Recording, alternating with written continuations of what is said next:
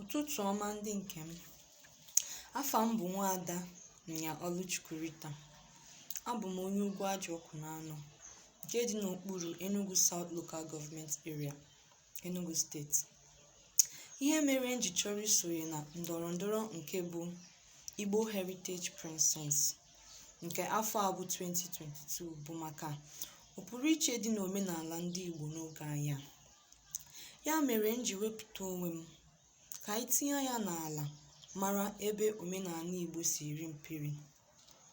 Ewegasịkwara m atụmatụ dị iche iche ga-enyere anyị aka ịchọpụta ihe ndị a.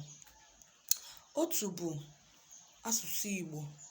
Asụsụ Igbo na-emezi ngafe maka na ọ na-abụ nne na nna mụọ ụmụ ha ewere oyibo wee na-azụlite ụmụaka, chefuo na asụsụ Igbo bụ nke anyị. Ọzọ dịka ibe ya bụ omenala Igbo dịgasị iche iche dịka iti mmọnwụ, ịgba egwu ọnwa, akụkọ ifo na ihe ndị ọzọ gasị ga-enyekwara omenala Igbo ikwudesi ike. Ya na ka anyị matakwa na omenala Igbo abụrọ ọgwụ ego.